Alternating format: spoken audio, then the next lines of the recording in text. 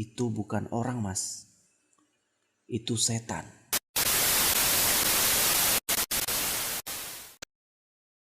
Assalamualaikum warahmatullahi wabarakatuh. Ketemu lagi bareng gua di channel Ini Movie. Buat lo yang sekarang lagi nonton video ini, gua doain semoga lo diberikan kesehatan dan juga kesuksesan dimanapun lo berada. Dan buat kalian yang baru aja bergabung di channel Ini Movie, silahkan lo tekan dulu tombol subscribe yang berada di sebelah kanan video ini. Langsung aja bro, gak perlu banyak cincong lagi karena gue juga males berlama-lama. Kita langsung aja ke pembahasan video ini. Jadi bro, beberapa minggu yang lalu gue sempet pergi untuk urusan kerjaan. Kebetulan gue pergi di daerah Banten, di Pantai Anyer tepatnya. Nah kebetulan saat gue pergi ke sana, lokasi tempat gue kerja ini atau lokasi tempat yang akan gue kunjungin ini itu ngelewatin satu hotel yang gue bilang cukup gede lah. Setelah gue telusurin dari awal masuk Anyer sampai hampir ke Pantai Carita, gue lihat hotel itu adalah hotel yang cukup gede dan paling gede di situ menurut gue. Nah, tapi di sini gue nggak perlu kasih namanya ke lu semua ya. Lu pada gue rasa udah cukup pinter lah, udah cukup pandai. Lu pasti tahu di mana hotel yang gue maksud itu. Jadi dari situlah gue mulai penasaran, hotel ini ada penghuninya gak sih? Maksudnya penghuni itu pada saat itu gue mikir ada manusianya gak gitu ya. Nah gue berpikir di situ sampai akhirnya gue pulang ke Jakarta dan gue mulai searching tuh, gue mulai googling karena gue penasaran ini pasti ada hal menarik dari hotel ini gitu kan. Karena selain bangunannya yang udah tua, tapi dari luar itu kelihatan juga kalau auranya nggak enak gitu kan. Itu menurut gue pribadi, menurut perspektif gue pribadi. Jadi gue langsung searching tuh, pada saat itu gue langsung searching dan dapatlah artikel tentang si hotel ini. Nah di sini gue coba akan kilas balik dari seorang blogger yang artikelnya akan gue bacain kepada lu semua. Jadi lu nggak perlu susah-susah lagi baca, nggak perlu susah-susah lagi nyari karena gue tahu lu semua pasti males baca. Jadi lu cukup duduk diam, ambil snack favorit lu, dan biar gue yang ceritain buat lu semua.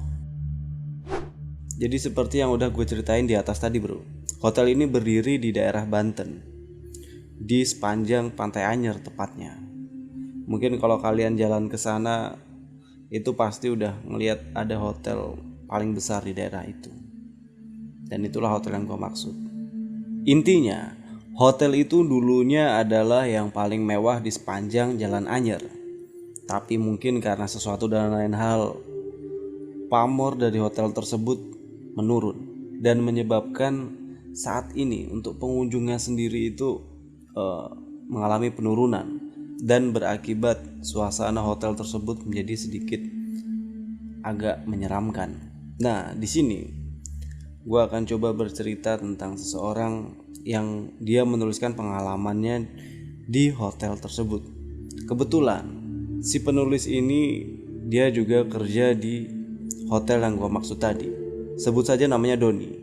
Pada saat itu, kebetulan si Doni lagi dinas ngebersihin kamar hotel seperti biasanya. Tiba-tiba, dalam keheningan, Doni mendengar suara troli pengangkut makanan yang sepertinya sedang berjalan di lorong kamar hotel. Menurut pengakuannya Doni, troli tersebut terdengar seperti menyusuri lorong kosong di antara pintu-pintu kamar, dengan suara roda yang bergesek dengan lantai tua dan suaranya yang udah khas banget di telinga.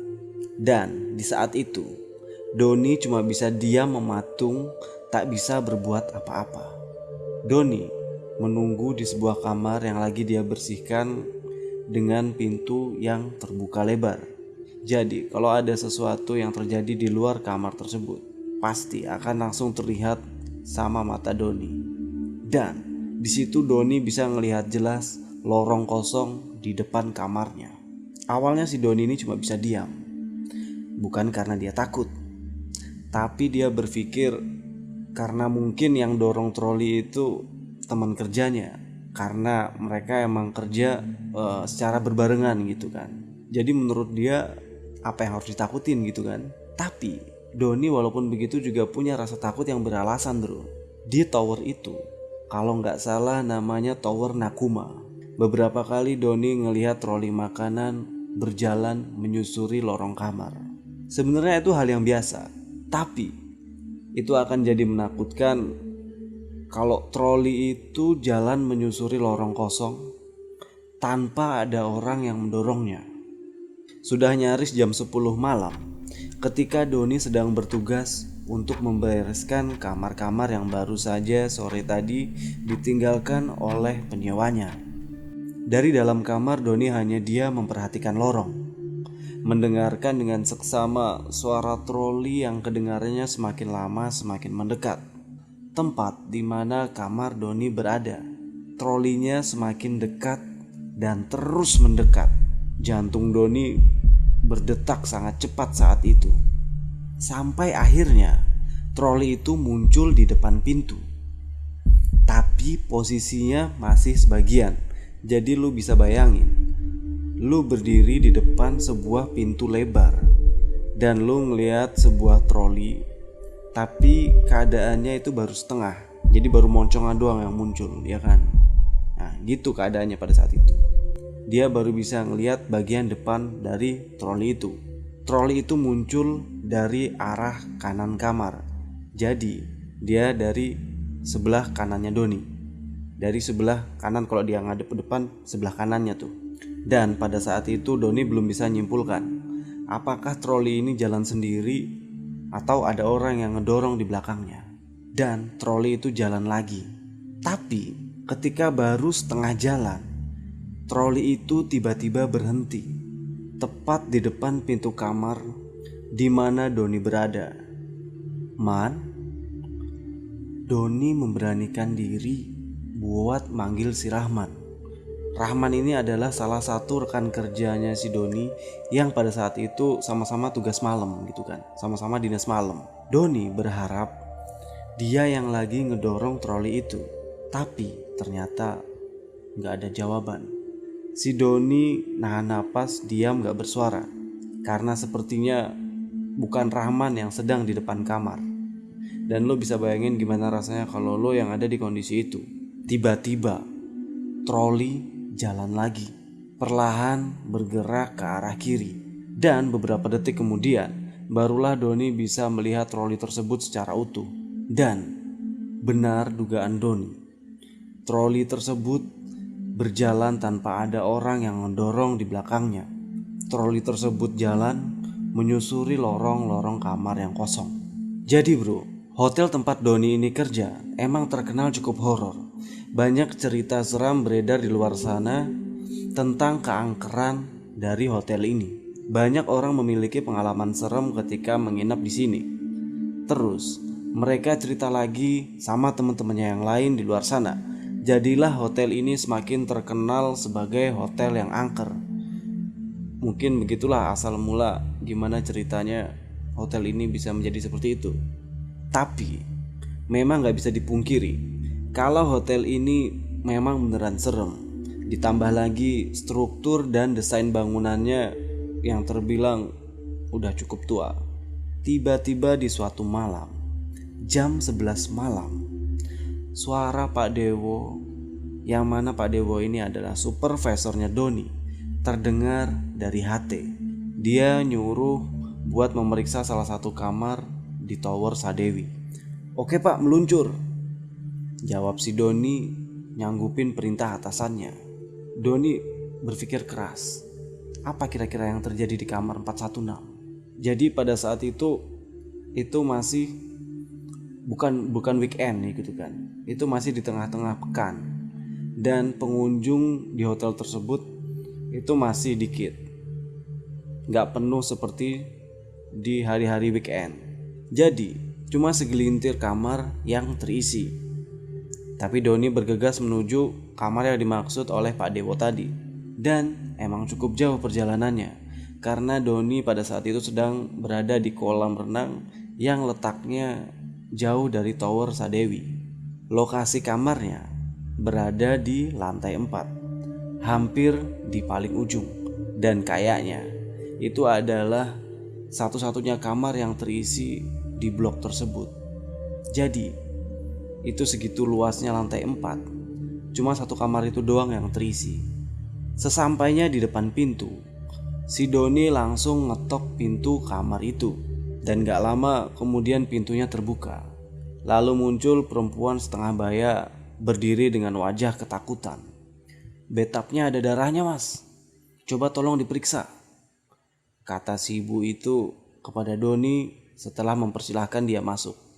Kamar yang ibu ini tempati berbentuk apartemen, terdiri dari satu kamar tidur, ruang tamu, kamar mandi besar, dapur, dan teras yang langsung menghadap ke laut. Di lingkungan hotel ini juga ada kamar-kamar yang berbentuk apartemen dengan berbagai ukuran. Apartemen-apartemen ini ada yang merupakan kepemilikan pribadi atau umum, tapi ada juga yang memang milik pihak hotel.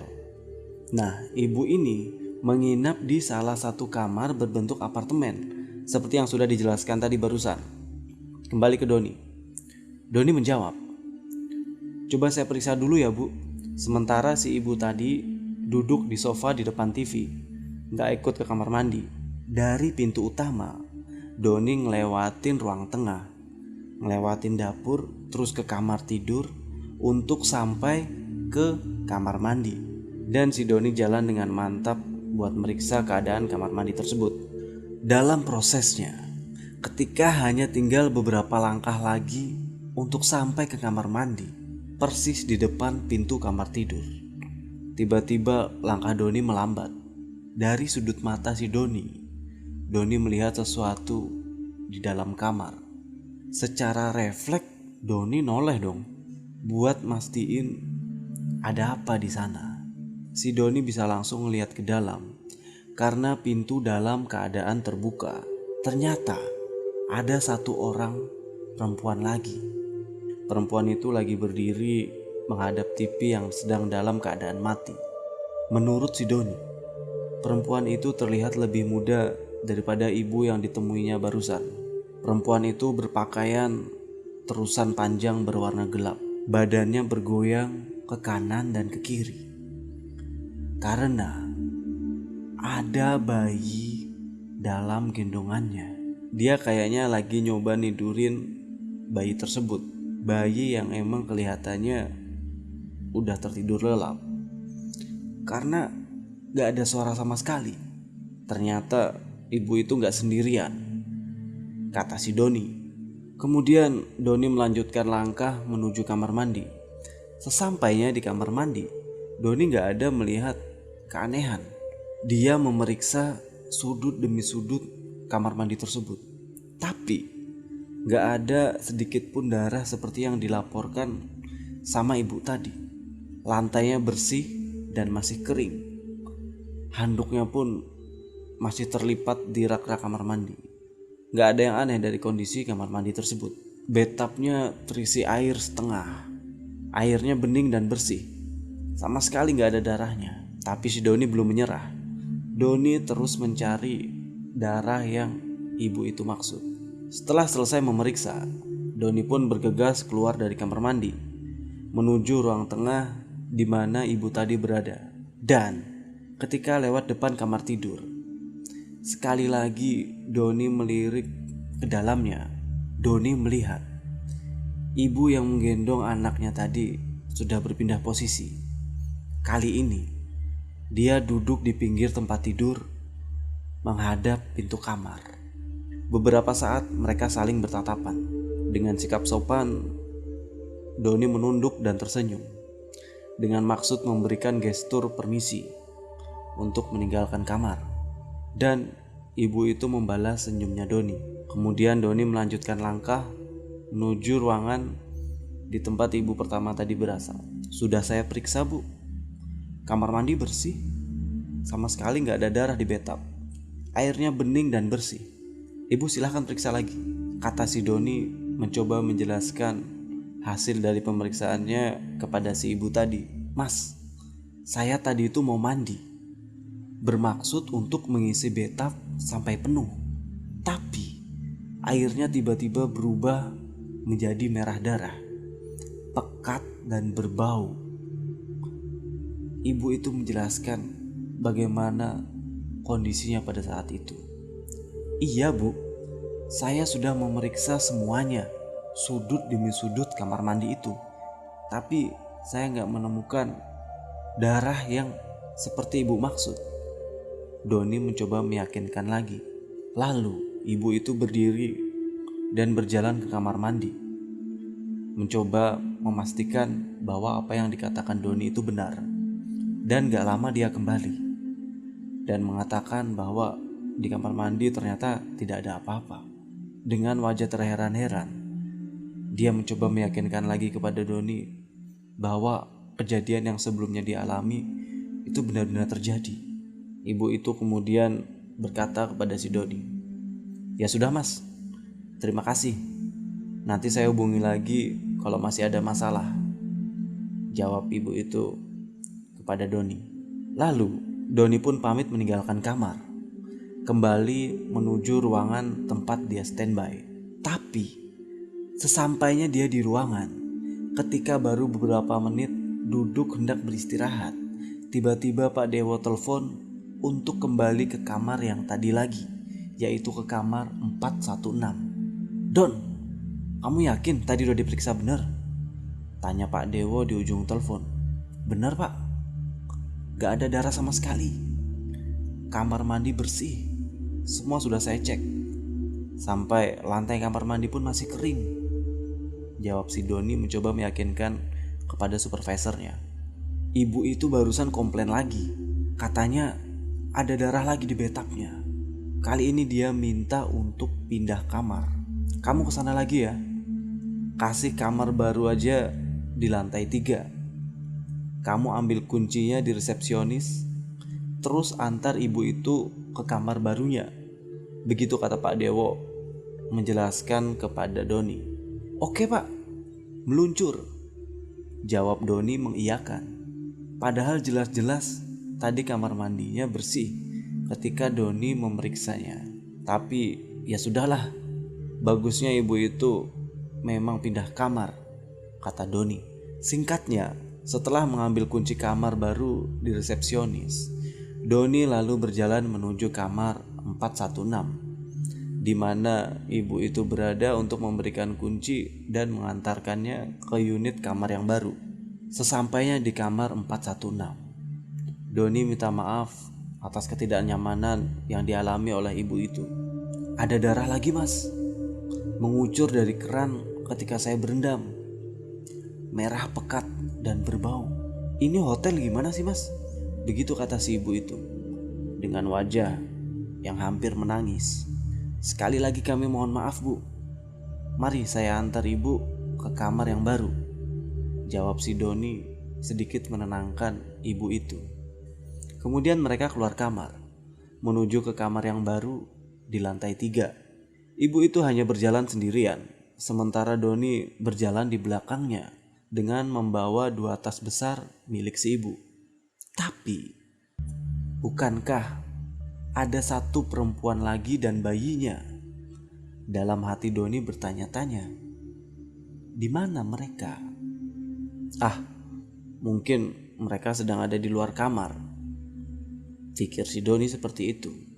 Tapi karena rasa penasaran yang semakin menjadi-jadi, Doni pun akhirnya memberanikan diri untuk bertanya kepada si ibu. "Bu, ibu yang satu lagi kemana ya? Yang tadi sedang menggendong bayi," tanya si Doni kepada si ibu tadi ya kan. Itu mereka posisinya lagi di depan lift, lagi nunggu lift buat pindah ke lantai 3. "Mas jangan nakutin ya, jangan macem-macem mas. Saya di kamar sendirian sejak siang. Suami saya lagi dinas di luar hotel. Tadi gak ada siapa-siapa di dalam kamar, cuma saya sendirian," kata si ibu itu. Jadi si ibu tadi nginep di hotel itu buat nunggu suaminya. Begitulah kira-kira. Oh iya bu, maaf. Mungkin saya salah kamar. Karena sebelumnya saya juga memeriksa kamar pengunjung yang lain. Jawab si Doni berbohong. Karena dia merasakan keanehan dari percakapan tersebut. Kemudian Doni berpikir, berarti siapakah sosok perempuan yang lagi gendong bayi di kamar ibu itu tadi? Malam itu lantai 4 sangat sepi. Di depan lift hanya ada mereka berdua. Mereka cuma berdiam diri menunggu pintu lift terbuka. Sangat hening. Dalam proses menunggu itu, entah kenapa Doni tiba-tiba seperti dipaksa untuk memandang jauh ke lorong sebelah kanan, tempat di mana kamar 416 tadi berada. Lorong remang yang cenderung gelap karena beberapa lampunya dalam keadaan mati. Ternyata di ujung lorong itu Doni ngelihat sesuatu. Sosok yang tidak kelihatan jelas. Berdiri diam sambil menggendong bayi. Sosok itu terlihat sama dengan sosok yang dia lihat di dalam kamar 416 tadi. Doni terus memandang sosok itu, yang semakin lama terlihat semakin menyeramkan karena badannya mulai bergoyang seperti seorang ibu yang sedang menidurkan bayinya. Sementara ibu yang mau pindah kamar ini terlihat tetap menatap pintu lift yang belum juga terbuka. Pintu lift tidak juga terbuka dan Doni mulai gelisah dan ketakutan. Doni terlihat semakin ketakutan ketika melihat sosok yang menggendong bayi itu terlihat mulai bergerak dari ujung lorong ke arah tempat mereka berdiri. Berjalan perlahan, mendekat ke arah datangnya lift. Sosok itu semakin dekat dan semakin dekat. Semakin jelas pula Doni melihat wajahnya yang menyeramkan di antara remang-remang lampu di antara kamar. Tiba-tiba pintu lift akhirnya terbuka dan buru-buru mereka masuk ke dalam lift tersebut. Tiba-tiba ibu yang mau pindah kamar tadi ngomong, "Mas, antarkan saya ke lobi aja. Saya mau nunggu suami saya pulang di sana," kata si ibu itu. "Loh, ada apa bu?" jawab Doni penasaran. "Seram mas, saya gak berani. Saya juga tadi melihat perempuan yang sedang menggendong bayi tersebut berjalan di lorong. Itu bukan orang mas, itu setan," kata si ibu itu meyakinkan dengan nada gemetar. Dalam perjalanan menuju lobi, mereka diam tanpa perbincangan karena keduanya sama-sama ketakutan. Akhirnya, singkat cerita, ibu itu menunggu suaminya di lobi dengan ditemani petugas resepsionis di sana. Dan Doni pun kembali ke ruangan tempat dia biasa standby dengan pikiran yang pastinya campur aduk di kepala keduanya. Dan lu bisa bayangin, gimana kalau misalnya lu ada di posisi itu. Dan terlepas dari lo mau percaya atau tidak dengan cerita yang gue sampaikan barusan, itu hak masing-masing individu. Intinya yang selalu gue sampaikan buat teman-teman semua, apa yang tidak terlihat bukan berarti tidak ada. Dan jangan lupa untuk selalu menghargai sesama makhluk ciptaan Allah, karena kita semua itu sama-sama diciptakan dari satu zat yang maha agung. Mungkin itu dulu sedikit yang bisa gue ceritakan buat teman-teman semua. Semoga video-video gue bisa ikut menemani malam-malam kalian. Jika kalian terhibur dengan video ini, silahkan kalian klik tombol subscribe yang ada di pojok kanan bawah video ini. Semoga kalian selalu diberikan kesehatan dan umur panjang. Sampai ketemu lagi di video selanjutnya. See you next time.